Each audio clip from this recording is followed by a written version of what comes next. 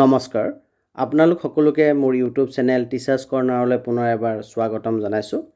আজিৰ ভিডিঅ'টিত মই গুণোৎসৱ 2025ৰ চিট প্লেনৰ প্ৰধান 6টা গুৰুত্বপূৰ্ণ বিষয় আপোনালোকক জনাব চেষ্টা কৰিম। ভিডিঅ'টি শেষলৈকে চাব, চাই ভাল পালে লাইক এণ্ড শ্বেয়াৰ কৰিব আৰু চেনেলটি যদি এতিয়াও ছাবস্ক্ৰাইব কৰা নাই কাইণ্ডলি ছাবস্ক্ৰাইব কৰিব।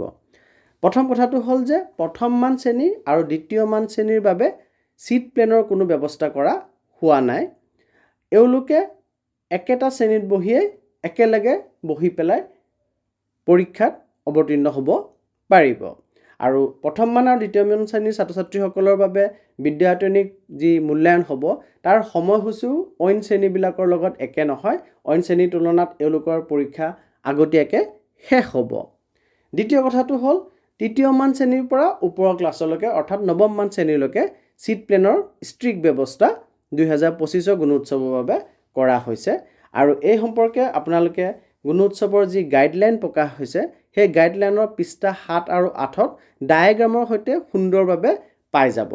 আৰু এই ডায়েগ্ৰামখিনি আপোনালোকে যদি লক্ষ্য কৰে তেতিয়াহ'লে আপোনালোকে দেখা পাব যে ধৰি লওক সপ্তম মান শ্ৰেণীৰ ছাত্ৰ বা ছাত্ৰী এগৰাকী পৰীক্ষা দিব বহিছে গুণোৎসৱত, তেতিয়া তেখেতৰ সন্মুখত বা পাছত বা সোঁফালে বা বাওঁফালে ইমিডিয়েটলি সোঁফালে বা বাওঁফালে সন্মুখত বা পাছত অইন এজন একেটা শ্ৰেণীৰ ছাত্ৰ বা ছাত্ৰী বহিব নোৱাৰিব।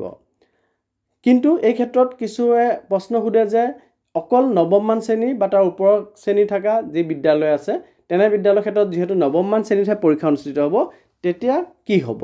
তেনে ক্ষেত্ৰত 4জন বহিব পৰা বেঞ্চটিত 2জন বহাৰ ব্যৱস্থা এই যি আমাৰ ডায়েগ্ৰাম সহকাৰে যি আমাৰ প্ৰকাশ পাইছে গাইডলাইনত তাত আপোনালোকে স্পষ্ট আপোনালোকে স্ক্ৰীনত দেখিব পাইছে যে নৱম মান শ্ৰেণীৰ ক্ষেত্ৰত প্ৰতিটো বেঞ্চত 2জনকৈ ছাত্ৰ বহিব, এটা চুকত এজন বহিব, আনটো চুকত আৰু এজন বহিব আৰু মাজত গেপ থাকিব। এইদৰে তেওঁলোকক বহাবলৈ দিয়া হৈছে। আৰু স্ক্ৰীনত আপোনালোকে তৃতীয় শ্ৰেণী, চতুৰ্থ শ্ৰেণী, পঞ্চম শ্ৰেণী থকা বিদ্যালয় বা ষষ্ঠম শ্ৰেণী, সপ্তম শ্ৰেণী, অষ্টম শ্ৰেণী থকা বিদ্যালয়ত আপোনালোকে দেখিব পাইছে যে একেটা বেঞ্চত 3টা বেলেগ বেলেগ শ্ৰেণীৰ ছাত্ৰ বা ছাত্ৰী বহিব আৰু এজন ছাত্ৰ বা ছাত্ৰীৰ সন্মুখত বা কাণত আন এজন একেটা শ্ৰেণীৰ ছাত্ৰ বা ছাত্ৰী বহা দেখা যোৱা নাই এই ডায়েগ্ৰাম মতে। আৰু এই মতে আমি চিট প্লেন বনাই পেলাই ছাত্ৰ ছাত্ৰীসকলক বহুৱাবলৈ যিমান দূৰ সম্ভৱ চেষ্টা কৰিব লাগিব। আৰু অন্তিম গুৰুত্বপূৰ্ণ কথাটো হ'ল যে এক্সটাৰ্নেল ইভালুৱেটৰজনে চিট প্লেন মতে ছাত্ৰ ছাত্ৰীসকলক বহোৱা হৈছে নে নাই তাক চেক কৰিব আৰু তাত যদি কিবা খেলি মেলি পায় সেইখিনি তেখেতে ঠিক ঠাক কৰি লৈ পেলাই পৰীক্ষা অনুষ্ঠিত কৰিবলৈ আগবাঢ়িব। ধন্যবাদ।